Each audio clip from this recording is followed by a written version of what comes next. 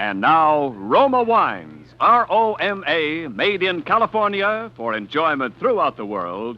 Roma Wines present Suspense. Tonight, Roma Wines bring you Mr. Jack Carson as star of Easy Money, a suspense play produced, edited, and directed for Roma Wines by William Spear.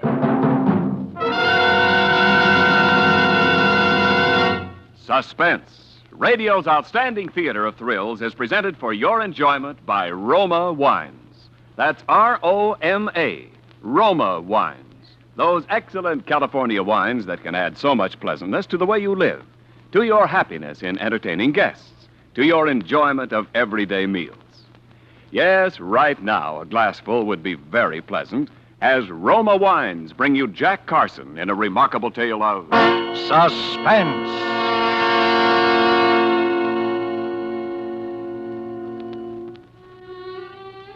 The night I'm telling about, that Easy Money was hanging up there somewhere just waiting to fall right into my lap. I didn't even know it. All I knew was I had business elsewhere. I was playing the piano at Mario's over in Brooklyn, but that night I slipped out early. I didn't even tell Ellen. I just left. Because for the first time in 14 years, I had a purpose in life, a plan, an objective, and I wanted to think. I was sitting in Gus's grill over a cup of coffee, still thinking, when I looked up suddenly, and there was Ellen. Where'd you come from? I followed you. I think I'll have something to eat, too. Girl can sure work up an appetite chasing a man. Look, go away, will you? I'm depressed. That's all the more reason you need me, darling. The food here is terrible. Some of Gus's customers have to be treated for shock. Let's go somewhere else. This is the only place where my credit's still good. I stopped at your rooming house yesterday. Somebody said you had to move. If you need money, Paul, why didn't you tell me? Because I'm through taking money from you. You're only borrowing it. Look, this is a terrible blow to my pride, darling, but for the 10th time, will you marry me? Nope. Why not? It'd make me terribly happy. You'd be happy for a month and miserable for the rest of your life. Is this a kind way of telling me that you don't love me? You're never out of my mind. Why, just walking in the street, I get lonely for you. Then marry me, Paul. I'd be good for you. I'd always be nagging you and driving you to work harder and get someplace. I'm just exactly where I belong, mauling a piano at Mario's for those lecherous leg breakers. Oh, I know better. You know, a couple of times I was there when you stayed after closing. And you thought you were all alone. I heard you playing. How did you ever get like this? You're imagining things. Well, you never tell me anything about yourself. Paul. When I stopped at your room yesterday, I saw something on the floor that kind of puzzled me. You did? A page torn out of last week's Destiny magazine. What's so puzzling about that? It was all carefully folded. It, don't look like something you'd been carrying in your pocket. I thought maybe you dropped it, so I brought it along. What would I want that for? I don't know. It's just a full-page ad about the diary of Martha Lathrop that's starting next week. It says, after 10 years abroad, Martha Lathrop has just come back to America. Her authoritative books have opened the secret doors of politics. Her keen mind has alerted America on world affairs and punctured the stuffed shirts of important men. Now read the sensational story behind all her stories. Extraordinary woman. Yeah. Oh, well. You didn't answer my question yet. Which question? The only one that really interests a woman. Are you going to marry me? I'm already married. You're married? That happens to men, you know. Oh, why didn't you ever tell me, Paul? Well, because it's something that happened a long time ago. It's 14 years since I last saw her. 14 years? And you never did anything about it? Well, there was nothing I could do until now. Until Martha came back to this country. Martha?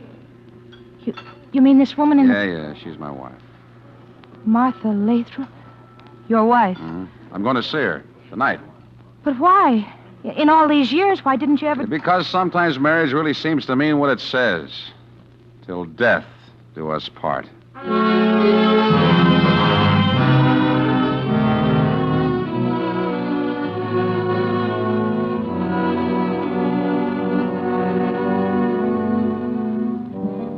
I left Ellen and went up there. She was living in a big converted brownstone on Gramercy Place, overlooking the park. The door was opened by a rough-looking character who would have been a lot more convincing as a private dick than as a butler, which is what he was apparently supposed to be.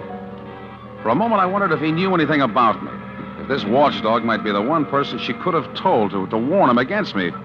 But of course I was wrong. Not with her pride, not her, not Martha. Yes? I want to see Miss Lathrop. You have an appointment? No, but... Then you can't see her. Now, wait a minute. Without an appointment, you can't see her. Nobody can see her. Miss Lathrop is a very sick woman. Sick? The newspapers didn't say anything about it. Never mind what the newspapers said. You heard what I said. Well, look, just give her this watch. I'll wait. What about the watch? Well, just give it to her. I think she'll see me. It has her name in it. Oh. Something you found? Yeah, something I found.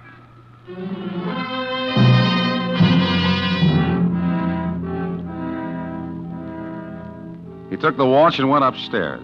I knew the watch would work because Martha herself had given it to me as a wedding present. I knew exactly how it would work, up to a point. And if she still wouldn't give me what I wanted, I was ready for that, too. But there was something about the whole setup that I didn't get. The house itself, dark and somber as a prison. The pug-ugly butler. The part about her being sick. It didn't fit. It just didn't fit with what I knew about Martha Lathrop. I sat down in the living room to wait. It almost jumped out of my skin. It was a big bird like a parrot, a macaw or macaw, whatever it's called, peering at me through the bars of a cage. I remembered now reading about how some big game hunter had given it to her. It was big and bright-colored and mean-looking, with a green stripe between its eyes, which gave a really quite startling impression that the thing was wearing spectacles. I was still staring at it when I turned and I saw Martha. For the first time in 14 years. She was pale, thinner than I remembered, but with the same hard, intense blue eyes, the same air of cold condescension, but there was something else. Suddenly I knew what it was. It was fear. A look of hidden fear that was almost shocking to me, who had always known Martha as utterly, even cruelly fearless. I was in for another shock. She didn't speak to me. She spoke to the butler. Robert, have you searched him? Not yet, Miss Lathrop. Please do. Turn around. Hey, what's the idea? I said turn around. Well, he's all right, Miss Lathrop. Very well. You may go now, Robert. Yes, Miss Lathrop. May I ask what that was all about? I've had some very trying experiences since I last saw you, Paul. You must have if you have to search all the callers for concealed weapons. What are you afraid of, Martha? I'd rather not discuss it if you don't mind. What do you want? You're not exactly overjoyed to see me, are you? I said, what do you want? Well, I read about your diary. I came to congratulate you. Then congratulate me and get out. Look, Martha, that bird seems to be as bad-tempered as you are. Can you keep him out of this conversation? This conversation is over. Not my end of it, no. What did you come here for? Money? Because the answer's no. No, not this time. This time I want something money can't buy. One of the very few things it can't. What's that? To be free, Martha. Why? So that I can marry again. Did I happen to say something funny? I suppose to some people love isn't funny, is it? Wasn't to me when I married you. That was the one bad miscalculation I made in my life. I know. I knew that first time you went to Paris for a newspaper, I'd never see you again. You said going away would only be temporary, but as the French say, there's nothing so permanent as the temporary. Why didn't you get a divorce then? Why didn't you think then that someday you might want to marry again? After my experience with you? My dear Martha, what I thought of women after that isn't fit language even for your ears. But you weren't above taking money from a woman, were you? You weren't above forging checks with my name, were you? I needed it. And I knew your vanity. That was my temptation and my safety. That you couldn't bear to look ridiculous by admitting that you had a no-good bum of a husband. We made our bargain. I could have sent you to jail. I still can't remember that. Now, why didn't you divorce me? Because you didn't want me, but you couldn't bear the thought that I might be completely free of you. That's ridiculous. Someone once said that we kill the thing we love. Are you trying to say I still love you? You? Oh, maybe in a twisted sort of a way. Because mine was the only love you ever really had. Maybe somewhere deep in your mind you're trying to keep the bleached bones of it. I'm not completely mad. I wonder, Martha. I've always wondered. Get out of here! Without an answer, without my freedom? The answer's no. Never, do you hear? Never. Now, get out. All right, Martha. But never is a long, long time.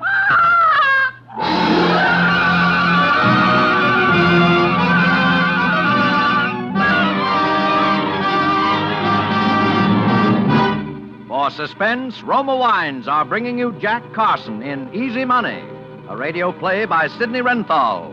Roma Wines' presentation tonight in radio's outstanding theater of thrills, Suspense.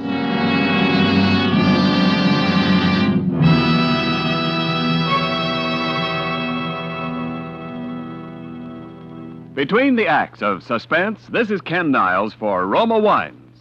Whether you've been hunting ducks or houses, there's no pleasanter ending to a busy day than a quiet family evening at home. Lights low, fire lit, and a tempting glass of Roma wine to enjoy.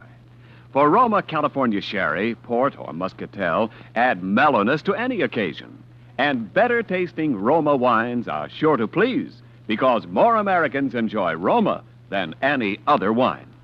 To give you better tasting wine, Roma starts with California's choicest grapes. Then, with winemaking resources and skill unmatched in America, Roma guides this abundant grape treasure unhurriedly to tempting taste perfection. Later, at peak taste richness, Roma selects from the world's greatest wine reserves for your pleasure. Take advantage of Roma's present low prices. Buy Roma by the case. Buy now for the holidays and save on Roma, America's favorite wine. And now, Roma Wines bring back to our Hollywood soundstage Jack Carson in Easy Money, a tale well calculated to keep you in suspense.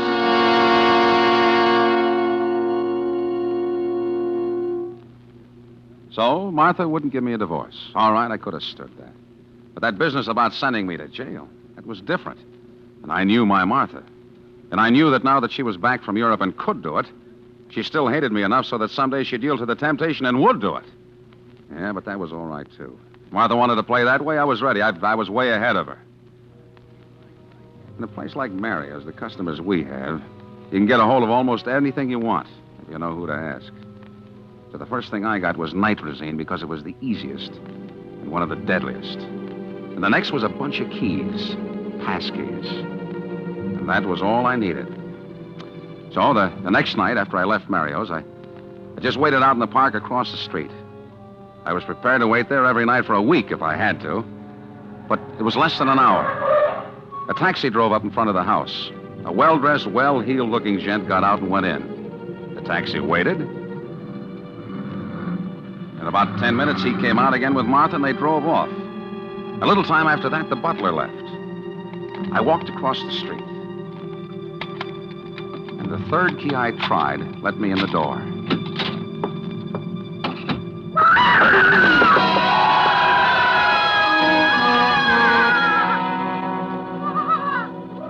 There was that fiend of a bird. But it only stopped me for a minute. I won't say I wasn't nervous. I guess anybody's nervous when they're about to commit a murder.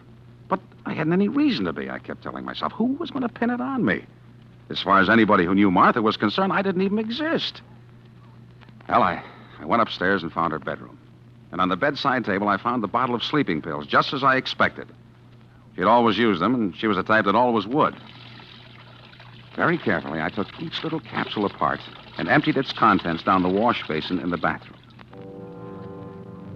Then I filled each one up again with nitrazine, enough to kill a horse. I was down at the bottom of the stairs again when a light went on in the vestibule. She was coming back. I had just time to slip behind one of the heavy curtains in the living room, but that was all. But Martha, to suspect me of all people... Please, Martin, I would rather not discuss it. Martha, you must realize that these obsessions are symptoms of a sick mind. I said I would rather not discuss it. Good night. She'd had a quarrel with someone. That was good. Now I knew she'd take the sleeping pills. She went directly upstairs. I waited. 5 minutes later, the butler came in. But he went straight on to his own quarters somewhere in the back of the house. So I waited some more.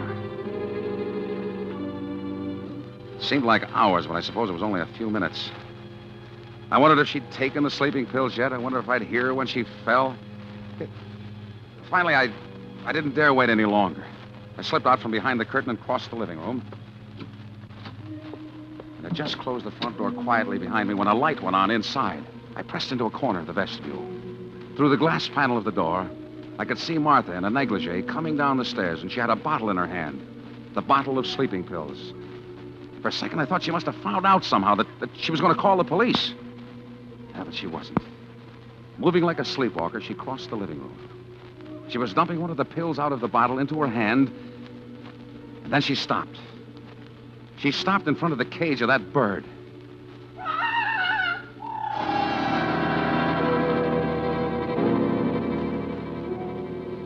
Suddenly, I saw the whole thing. The tough butler who said she was sick and searched people for weapons, the fear behind her eyes, the man she just quarreled with about obsessions and symptoms of a sick mind. Martha was insane. I watched while she took the sleeping pill in her fingers and held it through the bars of the cage for the bird. I saw the bird grab it in his beak, but I didn't wait for the rest. Softly as I could, I opened the outer door and went down to the street. Martha was insane. And because she was insane, because she thought people were trying to kill her, I couldn't kill her. Nobody could ever kill her.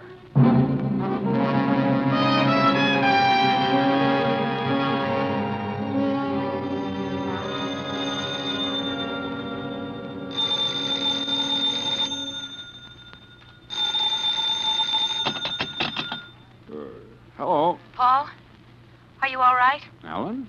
Yeah, sure, I'm all right. What time is it? 11 o'clock. I just saw the papers Saw the papers? about Martha Lathrop. What? What about her? She's dead. Poisoned. Poison? They found nitrazine. But that's impossible. It couldn't be. I'm afraid it's true, Paul. Ellen, where are you? At Gus's. Wait there.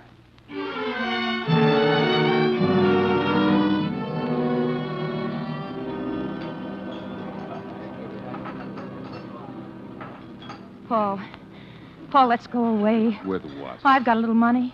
Enough to get us to Chicago, maybe Los Angeles. We could change our names and start over again. Why, Ellen? Oh, you think I killed her, don't you? Paul, if you did, I know why you did. And I don't care. You're quite a gal, Ellen, but I didn't kill her. You were there. You said you were going... Yes, I was, but I didn't kill her, and I can prove it. Don't you believe me? Okay, paper. Paper, here you are. Read all about it. Extra paper. Wait a minute. Give me a couple of those. Yes, sir, here you are. All about the big murder. Murder? Yes, sir, you... Okay, pal, thanks. Paper, All right, now, beat it. Okay, take it easy, will you? I gotta make a lip and tourism. Paul, Yeah. it wasn't you. Oh, Paul. Dr. Martin Osterman. That must have been the guy she went out with last night. And they've got him cold. They quarreled publicly, a big restaurant. She said he was trying to poison her. He'd given her the prescription for the sleeping pills that killed her. Ellen, how would you like to have some real money and earn it? Easy money. Money? This Osterman is rich, filthy rich. But, Paul... If I can prove I didn't do it, I can prove that he didn't do it.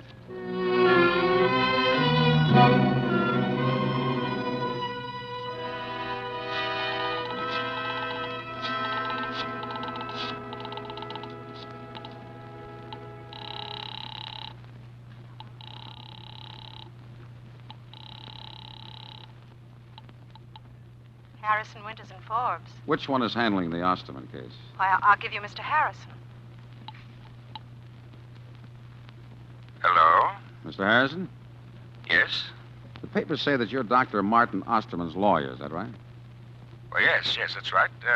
Who is this? Your client's in a pretty bad way, isn't he? Look here, I'm not in the habit of speaking over the phone to people You'll that speak to me, because I can prove he's innocent.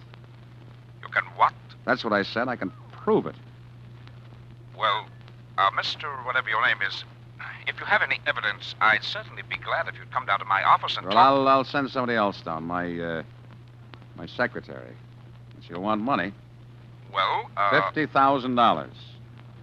$50,000? You get in touch with Dr. Osterman and see if he doesn't think his life is worth that. What you're suggesting is not only against the law, but I don't care about the law, and I don't think Osterman will either. I'll have somebody down there in an hour. Can you arrange it by then? Well, possibly. All right. And we'll want the money in cash.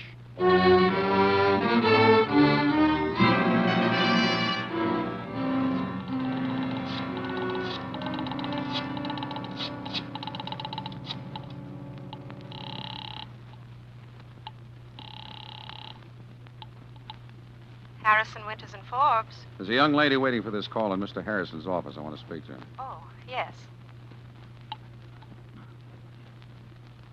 Hello? Paul, Ellen. Have they given you the money? Yes. Did you count it? Yes? All right, put Harrison on, and then start for Grand Central Station. All right, Paul. He wants to talk to you. Thank you. Hello? Mr. Harrison? Yes. All right, here's the dope. Martha Lathrop was not murdered. She committed suicide. What? Suicide? And here's the proof. She was suffering from delusions. She thought people were trying to kill her, poison her, and so on. Dr. Osserman confirms that, of course. Yes, What he doesn't know is that it had gone so far she was trying out things she ate on that big parrot she had. The macaw? Yeah, the butler will confirm that. Anyway, she tried out those sleeping pills on the bird before she took them. And you'll find a dead bird in the house to confirm that. Good heavens. So she knew those pills were poisoned before she took them. Martha Lathrop killed herself.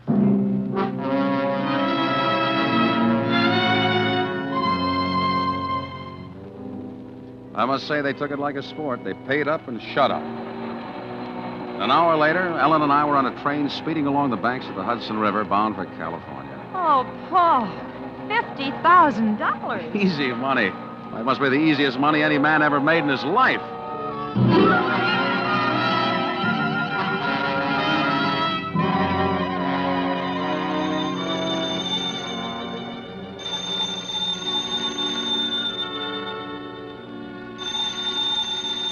Must have been about 2 weeks after we got to California that I got the phone call. This Mr. Bentley? Yeah? My name's McNulty. I run a pet shop downtown. You must have the wrong number. Oh, no, I don't think so. I got something down here you might be interested in. A bird. A bird? Yeah, a macaw. Real beauty. Got a green stripe between his eyes. Makes him look exactly as though he's wearing glasses. You interested? No. No, I'm... I could easily bring him up to show you. I got your address. No, I said I'm not interested.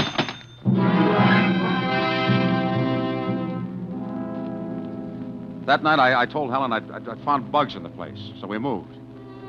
2 nights later, I was alone, and there was a knock on the door.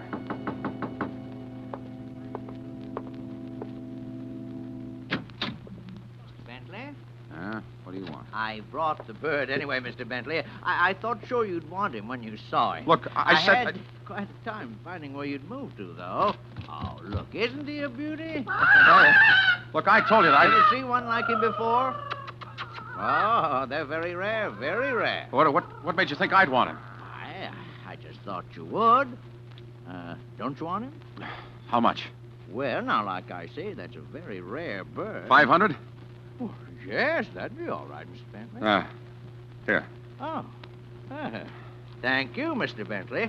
And I'm sure you'll enjoy it. Now, get out. Yes. Good night, Mr. Bentley.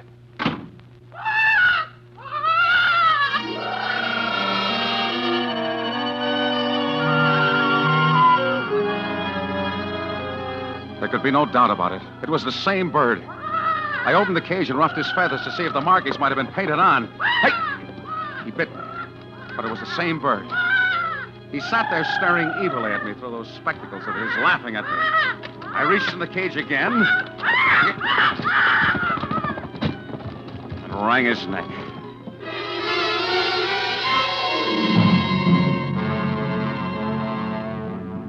I wrapped the body up in a newspaper. I got a shovel out of the garage. I drove about 5 miles up Topanga Canyon and parked in a side road with my lights out. I went down into the canyon and started digging. I dug like a madman. The sweat was running into my eyes, and I was gasping for air, and suddenly a light was shining full in my face. All right, Bentley. Wait, the bird is dead. I couldn't have done it. I couldn't have killed her. The bird is dead!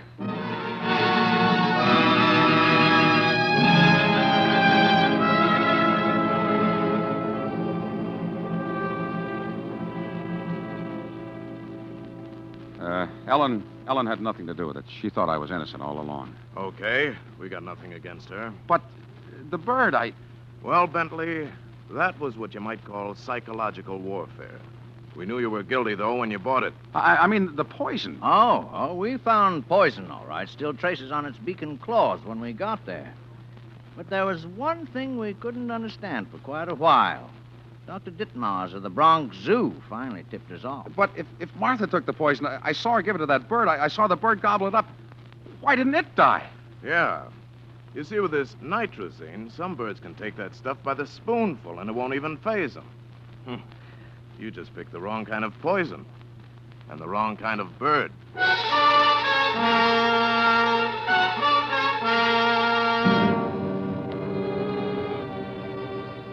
And so, being of sound mind and somewhat relieved to know it, I do hereby bequeath in this, my last will and testament, witnessed here in the death house at Ossining, New York, on this 7th day of November, to my wife, Ellen, the sum of $48,700, the remainder of that easy money, hoping that the facts herein set forth will assure her that she has a right to it, since I will shortly, to my regret, have earned every nickel of it.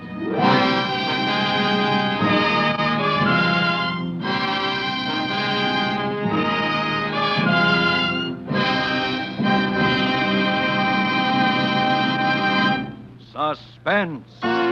Presented by Roma Wines, R-O-M-A, made in California for enjoyment throughout the world. This is Ken Niles presenting our suspense star of the evening, the handsomest man in Hollywood, Jack Carson. Jack, you can stop twisting my arm now. I said it. Oh, I suppose I'm not really the handsomest, just one of the best looking. Well, Jack, when it comes to looks, I'll take Hedy Lamarr. But as an actor, believe me, Jack Carson ranks with the best. Gee, thanks, Ken. I'm sorry about your arm. Oh, that's all right, Jack. My arm is still in good enough shape to give you this gift basket of fine Roma wines with the compliments of Roma, your host tonight. Wonderful. That's a grand present, Ken. My thanks to Roma. So you folks really make me feel at home. Well, Roma wine has a way of doing that, Jack. That's why your Roma gift basket includes Roma California Sherry. When friends drop in, share with them golden amber, fragrant Roma Sherry. Roma Sherry's tempting nut-like taste is the favorite of hosts and guests for afternoon or evening entertaining.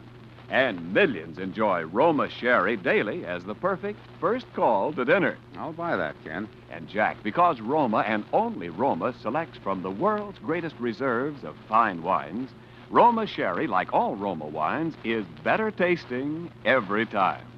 Yes, no other vintner selects for your pleasure from so vast a treasure of good taste. No other vintner can equal Roma in winemaking skills and resources. No wonder more Americans enjoy Roma than any other wine. Makes sense to me, Ken. Well, I must be going. Thanks for everything, and sincerely, it's been a stimulating and exciting experience tonight for me. I never miss Suspense, and I've been looking forward to my appearance here for a long time. I hope you'll have me back again. Well, thank you, Jack. We thought you were great in your newest Warner Brothers picture, Two Guys from Milwaukee. And we'll be hearing you on your regular Wednesday night show for Campbell Soups. And give a listen to us next Thursday on Suspense. We'll have Hume Cronin as our star. I'll do that. Night. Next Thursday, same time, you will hear Hume Cronin as star of Suspense. Produced and directed by William Spear for the Roma Wine Company of Fresno, California. In the coming weeks, Suspense will present such stars as Judy Garland, Chester Morris, Olivia de Havilland, Cary Grant, Joseph Cotton, Roddy McDowell, and others. Make it a point to listen each Thursday to Suspense, radio's outstanding theater of thrills. Suspense is broadcast from coast to coast and to our men and women overseas by shortwave and through the worldwide facilities of the Armed Forces Radio Service.